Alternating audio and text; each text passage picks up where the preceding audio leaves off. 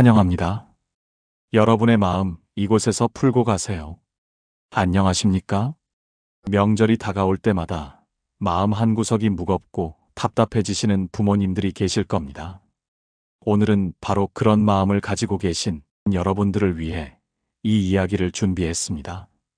며칠 전 한 어머님이 제게 이런 말씀을 하셨습니다. 선생님, 우리 둘째 아들 내외가 이번 추석에 또 해외여행을 간답니다. 작년에도 그랬고 올해도 똑같네요. 차례상 준비하고 성묘 갈 생각은 안 하고 그 돈으로 해외나 다니고 정말 속이 상합니다. 이 어머님의 목소리에는 서운함과 함께 깊은 상실감이 묻어났습니다. 여러분도 혹시 이런 경험이 있으십니까? 명절 한 달 전부터 설레는 마음으로 장을 보고 차례상을 준비하고 자녀들이 올방을 정리하며 기다렸는데 정작 자녀들로부터 돌아오는 답은 엄마, 우리 이번에는 해외 좀 다녀올게요. 또는 아버지, 이번에는 집에서 쉬려고요. 라는 말일 때의 그 허탈감 말입니다.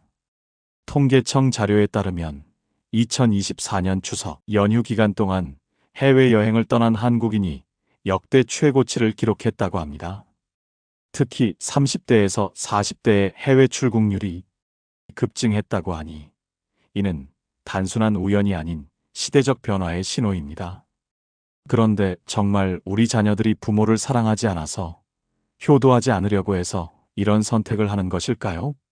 아니면 우리가 모르는 다른 이유가 있는 것일까요? 오늘 이 시간을 통해 우리는 자녀 세대의 마음을 들여다보고 그들이 왜 이런 선택을 하게 되었는지 깊이 있게 살펴보겠습니다. 그리고 더 중요한 것은 이러한 변화 속에서 우리 부모 세대가 어떤 마음가짐을 가져야 할지에 대해 함께 고민해 보겠습니다. 오늘 주제가 마음에 드신다면 구독과 좋아요 눌러주세요. 여러분의 마음을 안아주는 좋은 컨텐츠로 보답하겠습니다. 자, 그럼 먼저 가장 현실적이고 직접적인 이유부터 살펴보겠습니다. 첫 번째는 바로 과도한 명절 노동과 그로 인한 갈등을 피하려는 마음입니다. 여러분, 솔직히 생각해 보십시오. 우리가 어렸을 때의 명절과 지금의 명절이 똑같습니까? 예전에는 온 동네가, 온 가족이 함께 준비했습니다. 큰 며느리, 작은 며느리, 시누이들이 모두 모여서 각자 역할을 나누어 했죠. 하지만 지금은 어떻습니까? 요즘 며느리들은 대부분 직장을 다닙니다. 월요일부터 금요일까지 회사에서 일하고, 토요일에는 아이들 학원 스케줄을 관리하고, 일요일에는 밀린 집안일을 처리합니다. 그런데 명절이 되면 갑자기 조선시대 며느리가 되어야 합니다. 한 며느리의 실제 경험을 들어보겠습니다. 시어머님께서는 차례상은 전통이니까 제대로 차려야 한다고 하시면서 나물 9가지, 전 5가지, 탕 3가지를 준비하라고 하세요. 그런데 정작 준비는 저 혼자 해야 해요. 형님 가족은 바쁘다, 애들이 어리다는 핑계로 안 와요. 남편은 내가 뭘 도와줄까? 라고 말은 하지만 실제로는 TV 보고 있거나 친구들과 술 마시러 나가요. 독일의 철학자 쇼펜하우어는 이런 말을 했습니다. 타인을 위한 희생이 의무가 될 때 그것은 사랑이 아니라 굴레가 된다. 정확히 이런 상황입니다. 며느리에게 명절 준비가 사랑의 표현이 아니라 반드시 해야 하는 의무가 되어버린 순간 그것은 더 이상 기쁨이 아닌 고통이 됩니다. 그리고 여기에는 보이지 않는 갈등의 구조가 있습니다.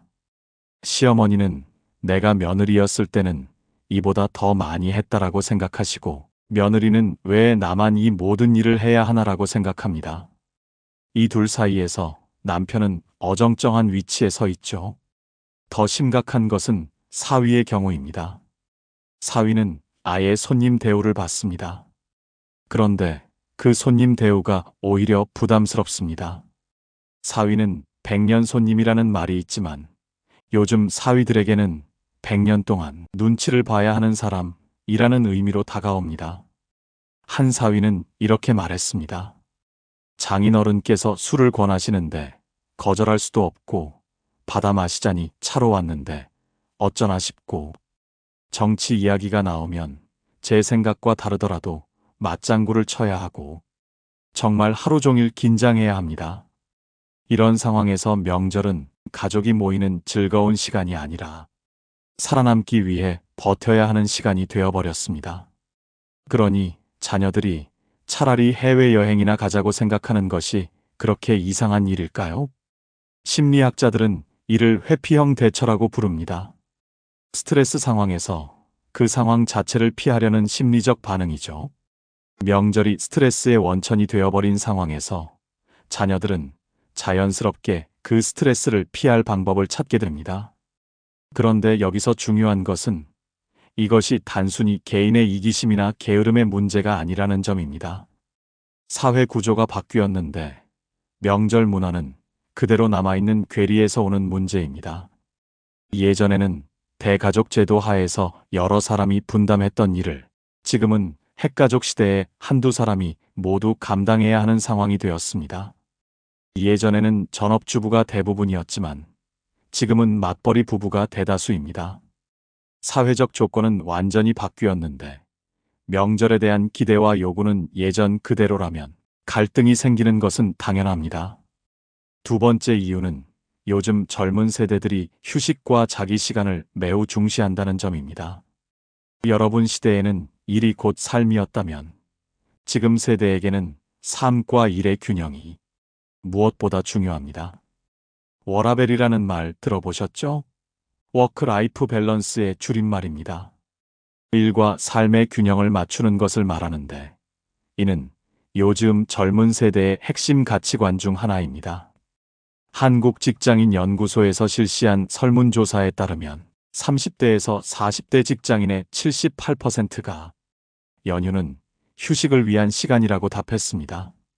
반면 연휴는 가족과 시간을 보내는 것이라고 답한 비율은 34%에 불과했습니다. 이런 변화가 생긴 배경을 살펴보겠습니다. 현재 30대에서 40대는 IMF 외환위기 이후 극심한 경쟁 사회에서 자라난 세대입니다. 이들은 어려서부터 살아남기 위해서는 끊임없이 경쟁해야 한다는 메시지를 받으며 성장했습니다. 초등학교 때부터 각종 학원을 다니고 중고등학교 때는 밤늦게까지 공부하고 대학에 가서도 취업 준비로 바쁘고 직장에 들어가서도 승진과 생존을 위해 야근과 주말 근무를 감수해야 했습니다. 이런 상황에서 이들에게 연휴나 휴가는 재충전의 시간입니다. 마치 핸드폰 배터리가 떨어졌을 때 충전기에 꽂듯이 정신적, 육체적 에너지를 회복하는 절대적으로 필요한 시간인 것입니다. 그런데 명절에 집에 가면 어떻게 됩니까? 오히려 더 피곤해집니다. 새벽부터 일어나서 차례 음식을 준비하고 하루 종일 친척들과 인사하고 아이들 돌보고 설거지하고 집에 돌아와서는 휴가가 더 피곤했다는 말이 나올 정도입니다. 아리스토텔레스는 행복은 활동이 아니라 상태이다 라고 했습니다. 진정한 행복은 바쁘게 무언가를 하는 것이 아니라 마음이 평온하고 안정된 상태에서 나온다는 의미입니다. 요즘 자녀 세대에게 명절은 이런 평온한 상태와는 정반대의 경험을 제공합니다. 스트레스와 피로, 갈등과 부담감으로 가득한 시간이 되어버린 것이죠. 심리학에서는 이를 정서적 노동이라고 부릅니다. 자신의 진짜 감정을 억누르고 다른 사람이 원하는 감정을 표현해야 하는 노동을 말하는데 명절 때 자녀들이 경험하는 것이 바로 이런 정서적 노동입니다. 예를 들어 며느리는 시어머니가 준비한 음식이 입맛에 맞지 않더라도 맛있다고 말해야 하고 사위는 장인어른의 정치적 견해가 다르더라도 그렇습니다라고 맞장구를 쳐야 합니다. 이런 정서적 노동은 상당한 심리적 에너지를 소모시킵니다. 미국의 심리학자 엘리 러셀 혼슈아이머의 연구에 따르면 정서적 노동을 많이 하는 사람들은 그렇지 않은 사람들에 비해 번아웃 증상을 더 많이 경험하고 회복에도 더 오랜 시간이 걸린다고 합니다. 그래서 자녀들은 차라리 여행을 가서 진짜로 쉬자라고 생각하게 됩니다. 여행지에서는 누구에게 눈치를 볼 필요도 없고 하고 싶은 것을 하면 되고 먹고 싶은 것을 먹으면 되니까요. 또한 이들은 자기 관리에 대한 관심이 매우 높습니다.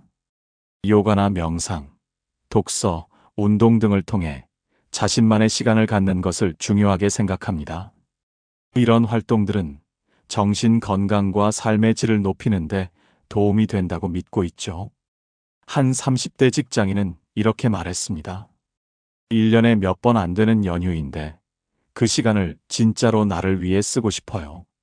책도 읽고 영화도 보고 좋아하는 카페에서 커피도 마시고 이런 시간이 있어야 다시 일할 힘이 생기거든요. 세 번째 이유는 여행과 경험 소비가 이들 세대의 새로운 행복 기준이 되었다는 점입니다.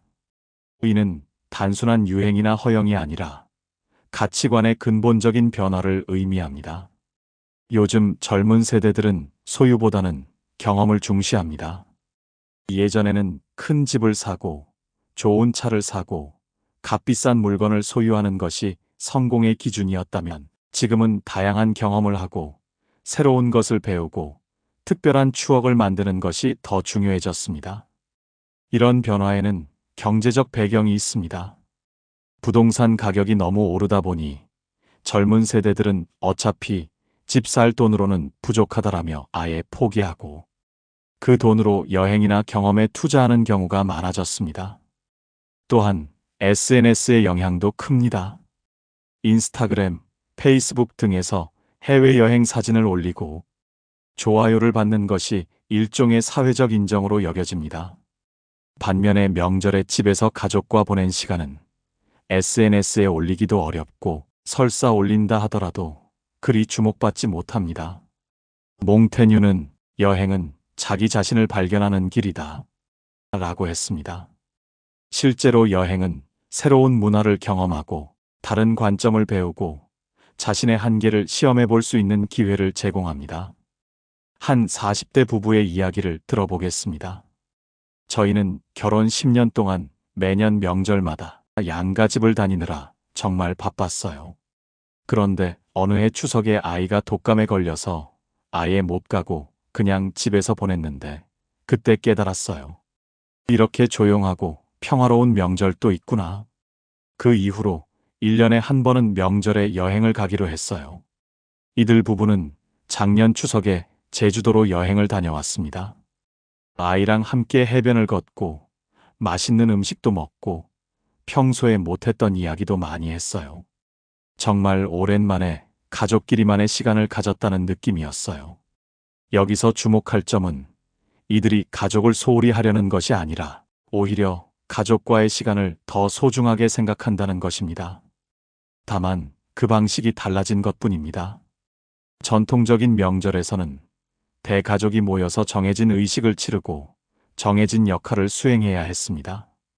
개인의 의사나 취향보다는 집안의 전통과 어른들의 뜻이 우선이었죠.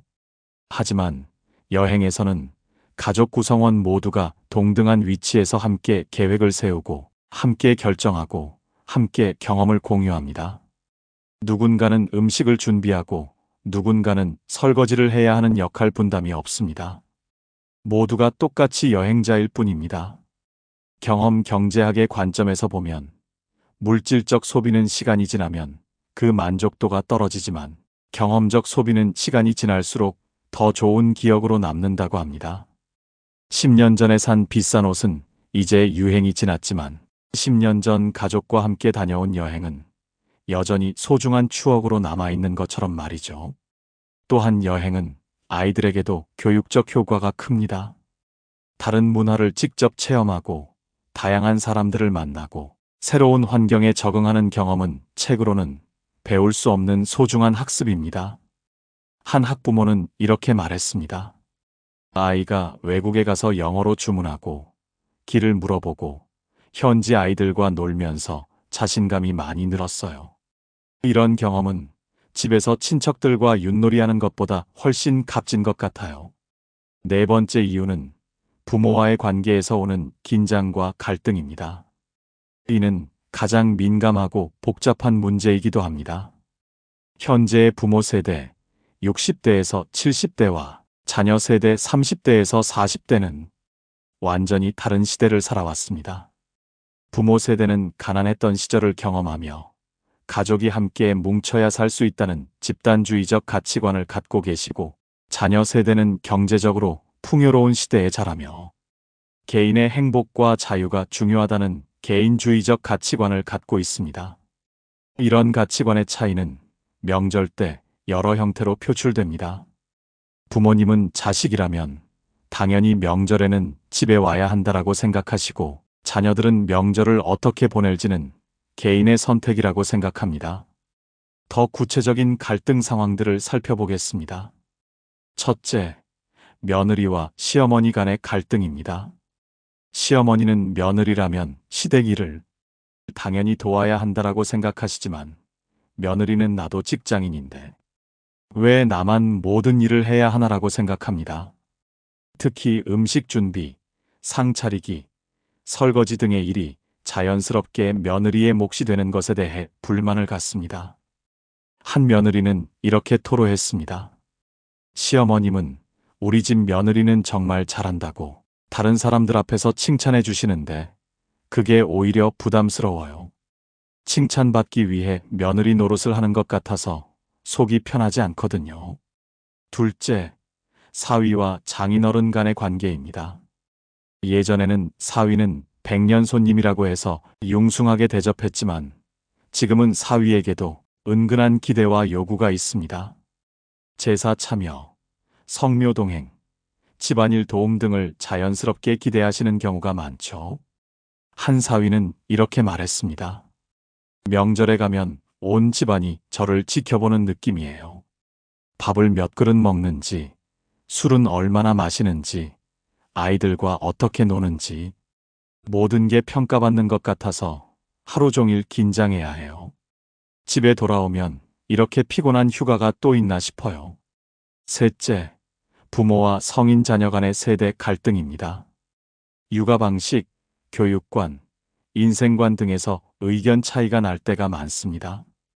부모님은 내가 너를 키운 경험이 있으니까라고 하시지만, 자녀들은 시대가 바뀌었는데라고 생각합니다. 특히 손자, 손녀 교육 문제에서 갈등이 심합니다.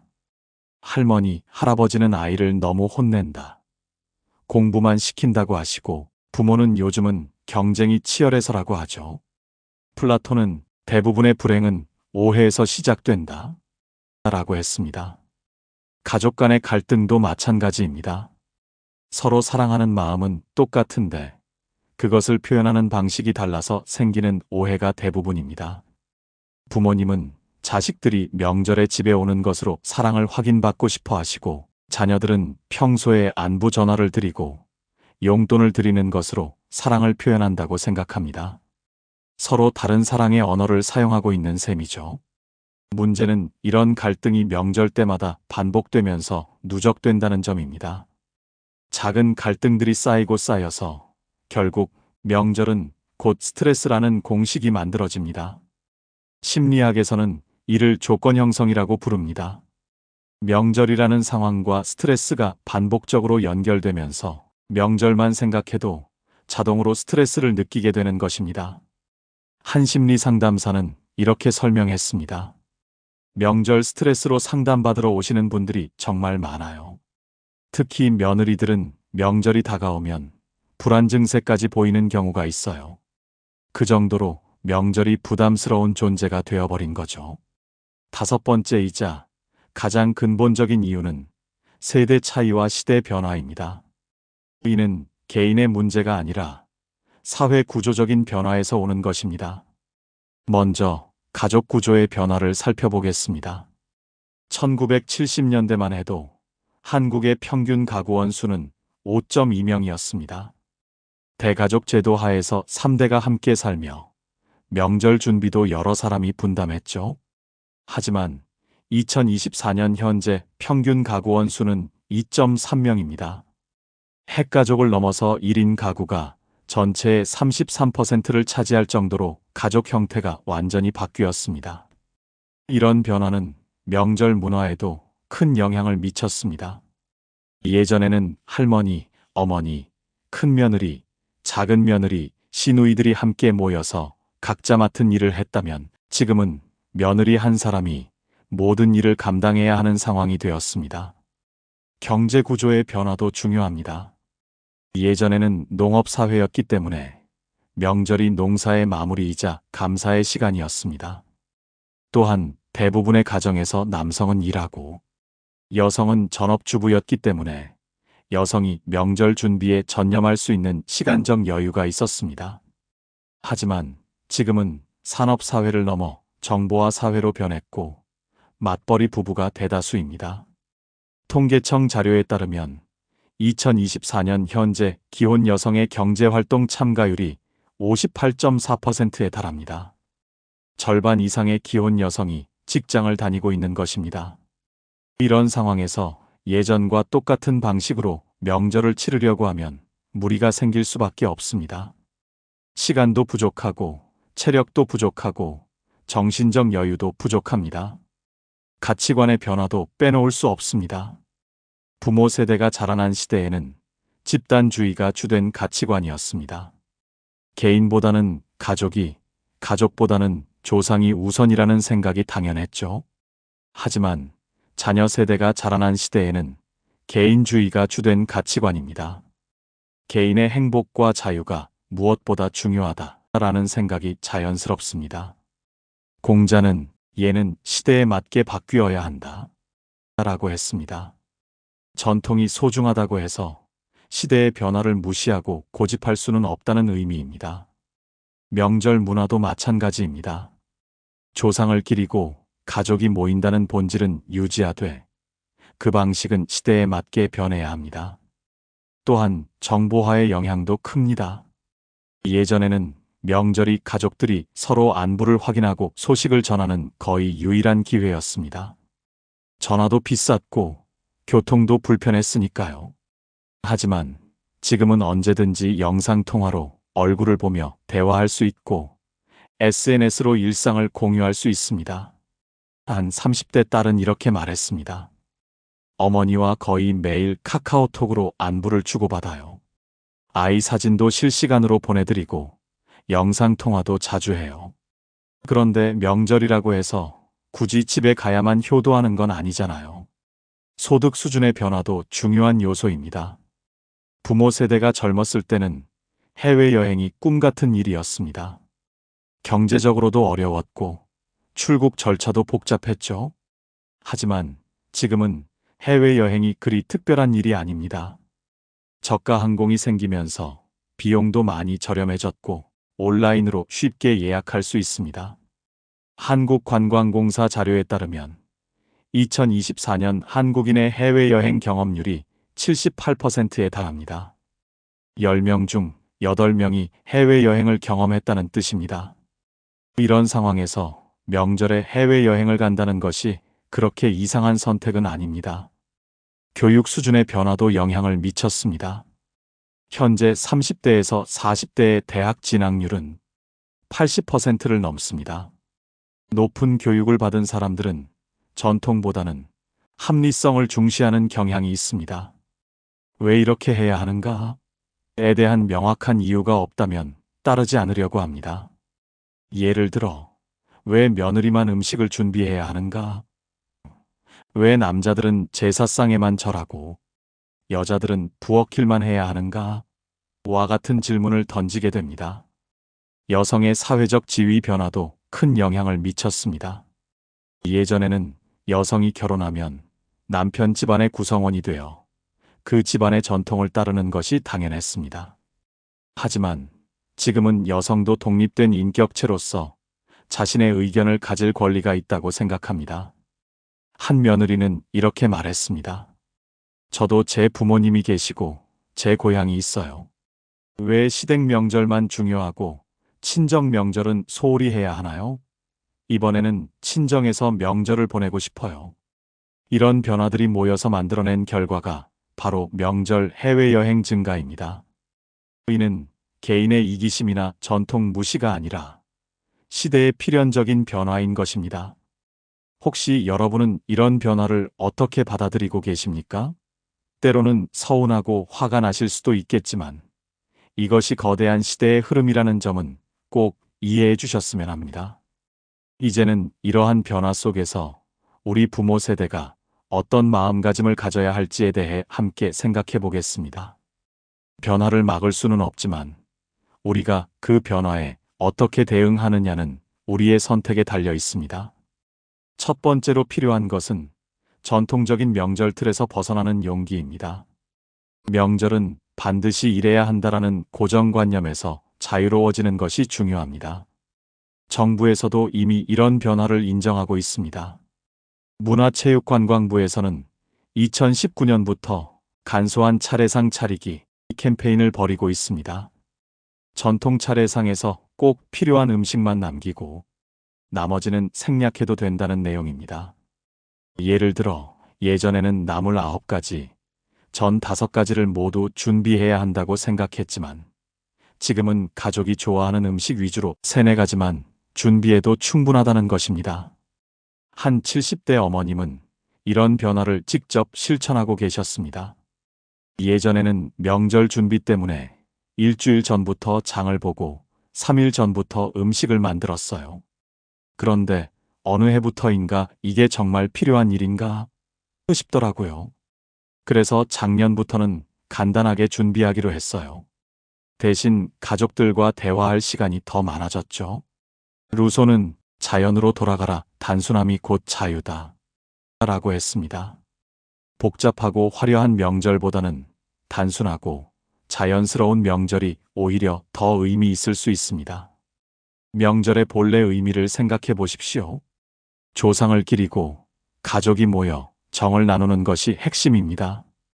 음식을 몇 가지 준비했느냐, 상을 얼마나 화려하게 차렸느냐는 부차적인 문제입니다.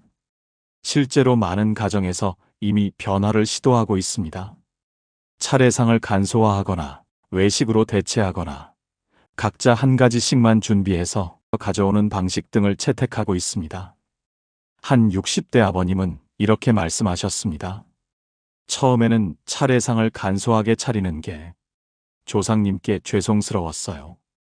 그런데 생각해보니 조상님들도 후손들이 스트레스 받으면서 제사 지내는 걸 원하지 않으실 것 같더라고요. 또한 명절의 형태도 다양화할 수 있습니다. 꼭 집에서만 명절을 보낼 필요는 없습니다. 가족끼리 펜션에 가서 보내거나 호텔에서 보내거나 여행지에서 보내는 것도 하나의 방법입니다. 중요한 것은 형식이 아니라 마음입니다. 어디에 있든 어떤 방식이든 가족이 함께하고 조상을 기린다면 그것이 진정한 명절입니다. 명절 선물이나 용돈에 대한 부담도 줄여야 합니다. 예전에는 명절이면 을에 용돈을 줘야 한다고 생각했지만 지금은 경제적 부담이 될 수 있습니다. 특히 은퇴한 부모님들에게는 더욱 그렇습니다. 자녀들에게 솔직하게 말씀드리는 것도 좋은 방법입니다. 이번에는 용돈 대신 함께 시간을 보내는 것으로 하자라고 하시면 자녀들도 이해할 것입니다. 또한 명절 준비를 혼자서 다 하려고 하지 마십시오. 가족들에게 도움을 요청하고 역할을 분담하고 함께 준비하는 과정 자체를 즐기는 것이 좋습니다. 한 며느리는 이렇게 말했습니다. 시어머님께서 우리 함께 준비하자고 하시니까 오히려 더 편했어요. 혼자 다 하려고 하실 때는 도와드리고 싶어도 어디서부터 도와드려야 할지 몰랐거든요. 명절의 의미를 새롭게 정의하는 것도 필요합니다. 예전에는 조상을 기리고 전통을 지키는 날이었다면 지금은 가족이 모여 서로를 소중히 여기는 날로 바꿔 생각해 볼 수 있습니다. 두 번째로 중요한 것은 자녀들이 명절에 집에 오지 않는다고 해서 그것을 사랑의 부재로 해석하지 않는 것입니다. 이는 가장 어려우면서도 가장 중요한 마음가짐의 변화입니다. 에리히 프롬은 사랑은 소유가 아니라 자유를 주는 것이다 라고 했습니다. 진정한 사랑은 상대방을 내 뜻대로 만들려고 하는 것이 아니라 상대방의 선택을 존중하고 자유를 보장해 주는 것입니다. 자녀들이 명절에 여행을 간다고 했을 때 첫 번째 반응은 아마 서운함일 것입니다. 우리보다 여행이 더 좋다는 말인가? 가족보다 개인 즐거움이 더 중요한가? 라는 생각이 들 수 있습니다. 하지만 조금 다른 관점에서 생각해 보면 어떨까요? 자녀들이 여행을 통해 스트레스를 해소하고 재충전하고 행복을 찾는다면 그것도 부모로서 기뻐할 일이 아닐까요? 한 60대 어머님의 깨달음을 들어보겠습니다. 처음에는 아들 내외가 명절에 여행을 간다고 했을 때 정말 서운했어요. 그런데 여행을 다녀온 후 아들이 전화를 걸어서 엄마, 정말 잘 쉬었다? 이제 다시 일할 힘이 생겼다고 하는 목소리를 들으니까 오히려 뿌듯하더라고요. 내 아들이 행복하구나 싶어서요. 중요한 것은 자녀들이 부모를 사랑하지 않아서 명절을 피하는 것이 아니라는 점입니다. 오히려 자신들의 정신적, 육체적 건강을 위해 필요한 선택을 하는 것일 수 있습니다. 심리학에서는 이를 자기돌봄이라고 부릅니다.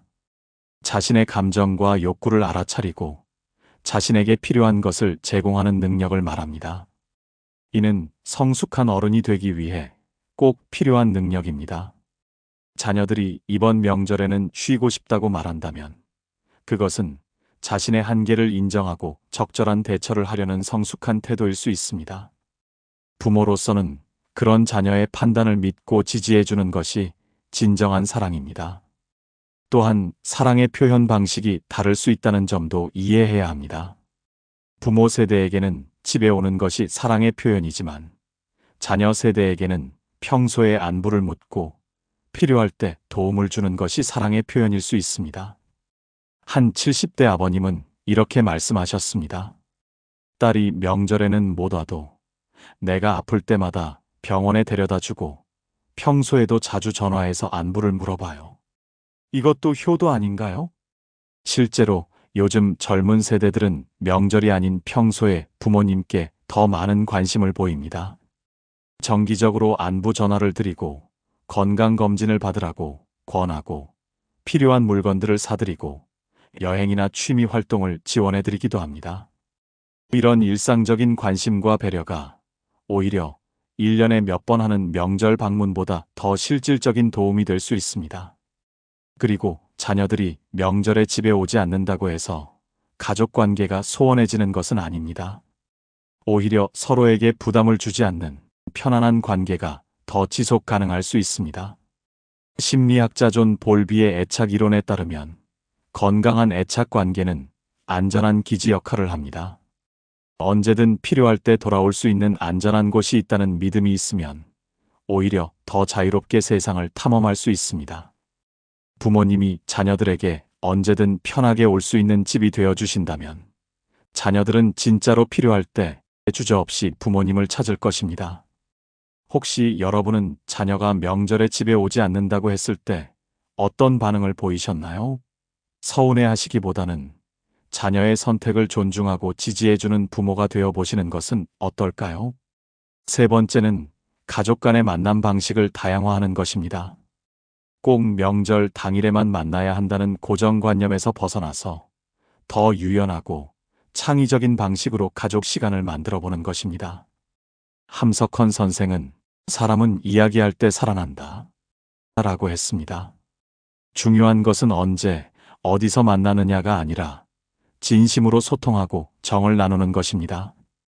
요즘은 기술의 발달로 만남의 방식이 매우 다양해졌습니다. 영상통화를 통해 얼굴을 보며 대화할 수 있고 함께 음식을 만들어 먹는 모습을 실시간으로 공유할 수도 있습니다. 한 가족의 사례를 소개해 드리겠습니다. 이 가족은 자녀들이 각각 다른 지역에 살고 있어서 명절에 모이기가 어려웠습니다. 그래서 온라인 명절을 시작했습니다.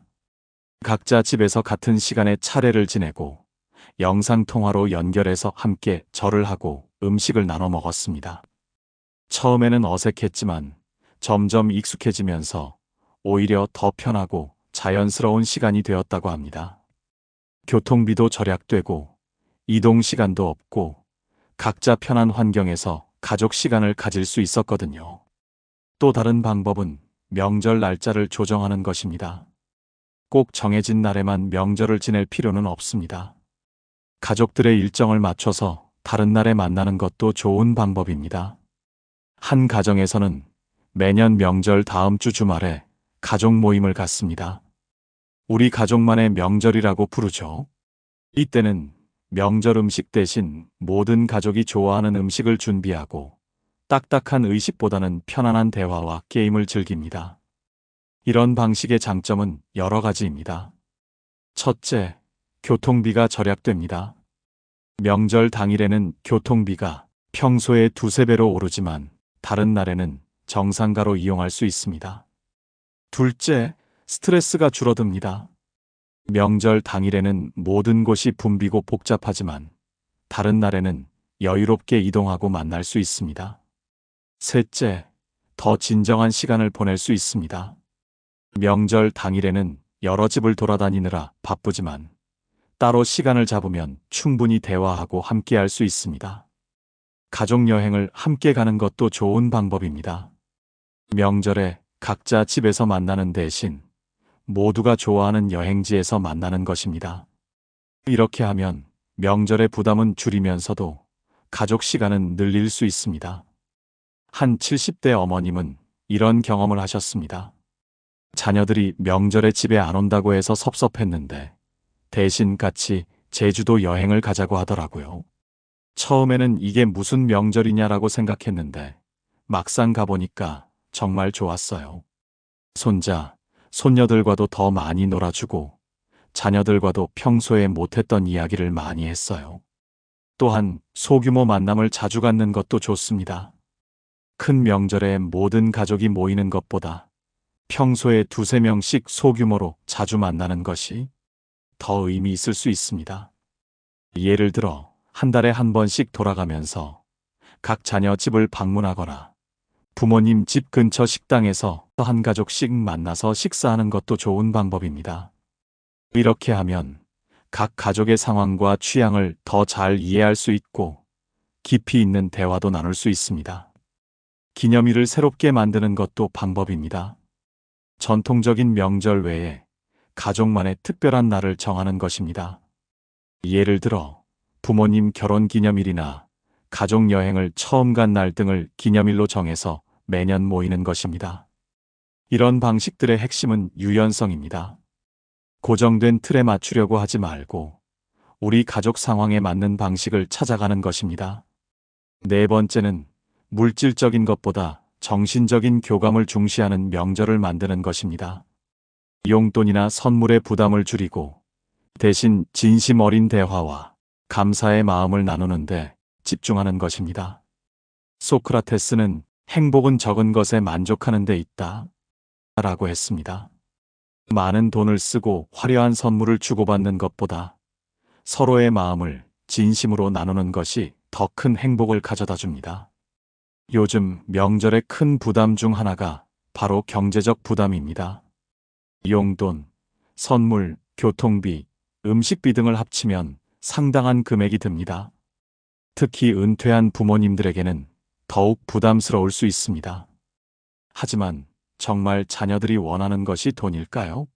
한국소비자원에서 실시한 설문조사에 따르면 성인 자녀들이 부모님께 가장 바라는 것은 78%가 건강이었고 용돈은 12%에 불과했습니다.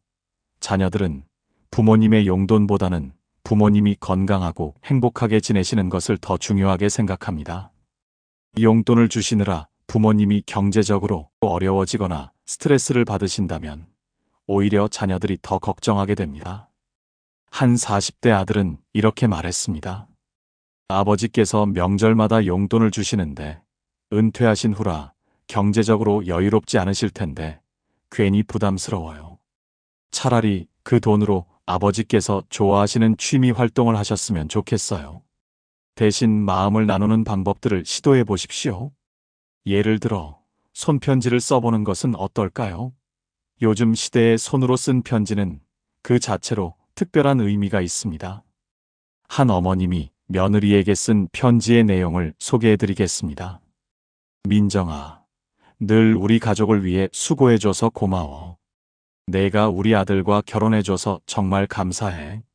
명절 준비 때문에 힘들었을 텐데 앞으로는 간단하게 하자. 내 건강이 더 중요하니까. 이 편지를 받은 며느리는 눈물을 흘리며 이런 마음을 주시는 것만으로도 충분하다고 했습니다. 감사의 말을 구체적으로 표현하는 것도 좋습니다. 고맙다는 말보다는 내가 아이들 학교 준비물 챙겨줘서 정말 도움이 되었다. 내가 우리 아버지 병원 모시고 가줘서 마음이 놓였다. 내가 명절 음식 미리 준비해줘서 얼마나 고마웠는지 몰라처럼 구체적으로 말하는 것이 더 큰 감동을 줍니다. 또한 자녀들의 노고를 인정해주는 것도 중요합니다. 요즘 회사 일이 많이 힘들지? 아이들 키우느라 고생이 많다처럼 자녀들의 상황을 이해하고 공감해주는 말 한마디가 큰 힘이 됩니다. 가족 사진을 함께 보면서 추억을 나누는 것도 의미 있는 시간입니다. 요즘은 대부분 핸드폰에 사진을 저장하지만 가끔은 인화해서 앨범으로 만들어 보는 것도 좋습니다. 한 70대 아버님은 매년 명절마다 가족 앨범을 만드셔서 자녀들에게 나눠주십니다. 올해 우리 가족이 함께한 순간들이라는 제목으로 1년 동안 찍은 가족 사진들을 모아서 앨범으로 만드는 것입니다. 자녀들은 이 앨범을 받을 때마다 감동한다고 합니다. 요리를 함께하는 것도 좋은 방법입니다. 명절 음식을 혼자서 준비하지 말고 가족들과 함께 만들어 보는 것입니다. 이 과정에서 자연스럽게 대화가 이어지고 함께 무언가를 만들어가는 즐거움을 느낄 수 있습니다. 한 며느리는 이렇게 말했습니다. 시어머님께서 너희들도 김치 담그는 법 배워야 하지 않겠니? 라고 하시면서 함께 김치를 담갔어요. 처음에는 서툴렀지만 시어머님께서 하나하나 가르쳐 주시면서 이야기도 많이 나눴어요. 그때가 시어머님과 가장 가까워진 시간이었어요. 이야기 나누기에 집중하는 것도 중요합니다. TV를 끄고 핸드폰을 내려놓고 서로의 얼굴을 보며 진솔한 대화를 나누는 시간을 만들어 보십시오. 예를 들어, 요즘 가장 기뻤던 일이 뭐야? 올해 가장 보람 있었던 일은? 앞으로 해보고 싶은 일이 있니? 같은 질문으로 대화를 시작해 보세요. 또한 가족의 역사를 기록하고 전달하는 것도 의미 있는 일입니다. 부모님의 어린 시절 이야기, 부모님이 어떻게 만나서 결혼하게 되었는지, 자녀들이 어렸을 때의 추억 등을 들려주는 것입니다. 한 할아버님은 매년 명절마다 손자, 손녀들에게 우리 집안 이야기를 들려주십니다. 증조 할아버지 시대부터 시작해서 지금까지의 가족사를 재미있게 이야기해 주시는 것입니다. 아이들은 이 시간을 무척 좋아한다고 합니다. 봉사활동을 함께하는 것도 좋은 방법입니다. 명절에 혼자 있는 이웃을 위해 음식을 나눠드리거나 복지시설을 방문하는 등의 활동을 가족이 함께하는 것입니다. 이런 활동을 통해 나눔의 기쁨을 함께 느끼고 감사한 마음을 갖게 되며 가족의 유대감도 더욱 깊어집니다. 5번째이자 마지막으로 설사 자녀들이 명절에 오지 않더라도 스스로 의미 있는 시간을 만들어가는 방법에 대해 이야기해 보겠습니다. 빅터 프랭클은 삶은 언제나 의미를 찾을 수 있다 라고 했습니다. 외부 상황이 어떻든 관계없이 우리는 언제나 우리 삶에 의미를 부여할 수 있는 능력을 갖고 있습니다. 명절에 혼자 있게 되었을 때 가장 중요한 것은 외로움과 고독의 차이를 아는 것입니다. 외로움은 다른 사람이 없어서 느끼는 결핍감이지만 고독은 자신과 마주하는 소중한 시간입니다. 한 70대 어머님의 경험을 들어보겠습니다. 처음에 자녀들이 모두 명절에 여행을 간다고 했을 때는 정말 서운하고 외로웠어요. 그런데 막상 혼자 있어 보니까 이런 시간도 나쁘지 않더라고요. 평소에는 할 수 없었던 독서도 하고, 좋아하는 음악도 듣고, 오랫동안 미뤄뒀던 정리도 하고, 나 자신을 위한 시간이 생긴 거죠. 혼자만의 명절을 보내는 방법들을 소개해 드리겠습니다. 첫째, 자신만의 의식을 만들어 보세요. 간단하게 차례상을 차려서 조상님께 인사드리고 가족들의 안녕을 빌어보는 것입니다. 혼자라고 해서 의미가 없어지는 것은 아닙니다. 둘째, 평소에 하고 싶었던 일을 해보세요. 책 읽기, 영화 보기, 그림 그리기, 정원 가꾸기 등 평소에 시간이 없어서 못했던 취미 활동을 해보는 것입니다. 한 어르신은 명절에 혼자 있는 시간을 이용해서 그동안 찍어둔 사진들을 정리하셨습니다. 사진을 하나하나 보면서 그때그때의 추억을 떠올리니까 혼자 있어도 전혀 외롭지 않았어요. 오히려 행복했어요. 셋째, 새로운 사람들과의 만남을 만들어 보세요. 평소에 알고 지내던 이웃이나 친구들 중에도 명절에 혼자 있는 분들이 있을 것입니다. 그런 분들과 함께 시간을 보내는 것도 좋은 방법입니다. 요즘은 고시텔 명절, 원룸 명절 등의 모임도 활발합니다. 가족과 떨어져 혼자 명절을 보내는 사람들이 모여서 함께 음식을 해먹고 이야기를 나누는 모임입니다. 넷째, 봉사활동에 참여해 보세요. 명절에도 일해야 하는 사람들을 위한 봉사, 혼자 계신 어르신들을 위한 봉사, 어려운 이웃을 위한 봉사 등 다양한 봉사활동이 있습니다. 봉사활동을 통해 다른 사람을 도우면서 보람을 느끼고 내 상황에 감사하는 마음도 갖게 됩니다.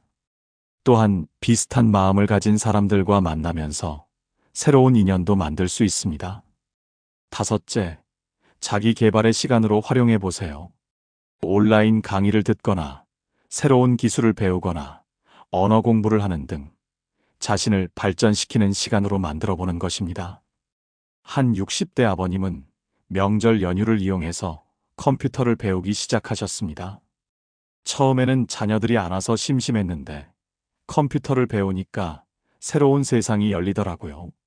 이제는 손자, 손녀들과 영상통화도 하고 사진도 보내주고 오히려 더 가까워진 것 같아요. 여섯째, 여행을 가보세요. 자녀들만 여행을 갈 수 있는 것은 아닙니다.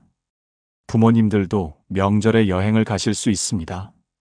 시니어 전용 여행 상품들도 많이 있고 혼자 여행하시는 어르신들을 위한 프로그램도 있습니다. 일곱째, 반려동물을 키워보는 것도 좋습니다. 강아지나 고양이 같은 반려동물이 있으면 외로움을 덜 느끼고 돌봄의 즐거움도 느낄 수 있습니다. 여덟째, 일기나 회고록을 써보세요. 자신의 인생을 되돌아보고 감사했던 일들을 기록하고 앞으로의 계획을 세워보는 것입니다. 이런 과정을 통해 자신의 삶의 의미를 다시 발견할 수 있습니다. 중요한 것은 혼자 있는 시간을 버려진 시간이 아니라 온전히 나를 위한 시간으로 인식하는 것입니다. 다른 사람을 위해 신경 쓸 필요 없이 순전히 자신이 하고 싶은 것을 할 수 있는 자유로운 시간인 것입니다. 또한 혼자 있는 것이 일시적인 상황임을 기억하는 것도 중요합니다. 자녀들이 영원히 오지 않는 것이 아니라 지금은 각자의 삶을 살아가느라 바쁠 뿐입니다. 언젠가는 다시 함께할 시간이 올 것입니다. 혹시 여러분도 이번 명절에 혼자 보내게 되신다면 외로워하지 마시고 이 시간을 자신을 위한 선물로 생각해 보세요. 어떤 의미 있는 일을 하며 보내고 싶으신가요? 지금까지 긴 시간 동안 함께 생각해 보았습니다. 자녀들이 왜 명절을 피하는지, 그리고 우리 부모 세대가 어떤 마음가짐을 가져야 하는지에 대해서 말입니다. 결론적으로 말씀드리면 자녀들이 부모를 버린 것이 아니라 세상이 바뀐 것입니다. 가족의 형태도, 사회의 구조도, 사람들의 가치관도 모든 것이 변했습니다. 그런데 명절 문화만 예전 그대로 유지하려고 하니까 갈등이 생기는 것입니다. 하지만 변하지 않는 것이 있습니다. 바로 부모와 자녀 간의 사랑입니다. 그 사랑을 표현하는 방식이 달라졌을 뿐 사랑 자체는 변하지 않았습니다. 예전에는 집에 오는 것이 사랑의 표현이었다면 지금은 평상시에 관심을 갖고 필요할 때 도와주는 것이 사랑의 표현입니다. 예전에는 명절상을 잘 차리는 것이 정성의 표현이었다면 지금은 가족이 편안하게 지낼 수 있도록 배려하는 것이 정성의 표현입니다. 중요한 것은 형식이 아니라 마음입니다. 어떤 방식이든 서로를 사랑하고 아끼는 마음이 전해진다면 그것이 진정한 명절입니다. 자녀들이 명절에 여행을 간다고 해서 서운해하지 마십시오. 그들이 행복하고 건강하게 지내는 것이 부모로서 가장 바라는 일 아닙니까? 자녀들이 전통을 지키지 않는다고 걱정하지 마십시오. 그들은 그들만의 방식으로 가족을 사랑하고 있습니다. 자녀들이 자주 오지 않는다고 섭섭해하지 마십시오. 그들의 삶이 바쁘고 복잡하다는 것을 이해해 주시면 됩니다. 대신 이런 변화를 기회로 삼아 보십시오. 더 자유롭고 편안한 명절을 만들 수 있는 기회, 자신만의 시간을 가질 수 있는 기회, 새로운 사람들과 만날 수 있는 기회, 새로운 취미나 관심사를 찾을 수 있는 기회로 말입니다. 명절의 의미를 새롭게 정의해 보십시오.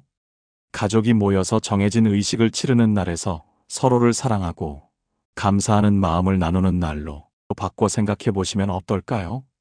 그리고 무엇보다 자신을 돌보는 것을 잊지 마십시오. 자녀들을 위해서만 사는 것이 아니라 자신의 행복과 건강도 소중히 여기십시오. 부모님이 행복해야 자녀들도 마음 편히 자신의 삶을 살 수 있습니다. 이 세상에는 정답이 없습니다. 어떤 방식이 옳고 어떤 방식이 틀렸다고 말할 수 없습니다.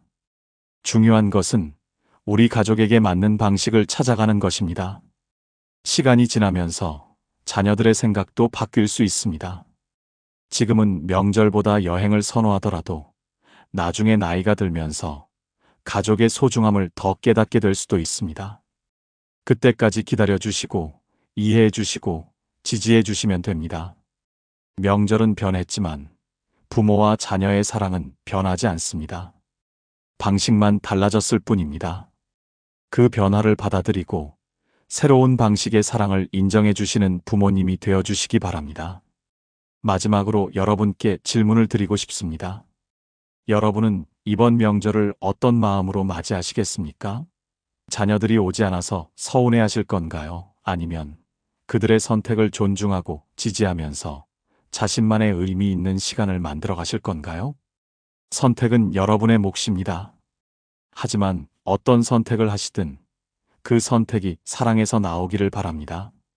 자녀들에 대한 사랑, 그리고 자신에 대한 사랑에서 나오는 선택이기를 바랍니다. 변화는 두려운 것이 아닙니다. 변화는 새로운 가능성의 시작입니다.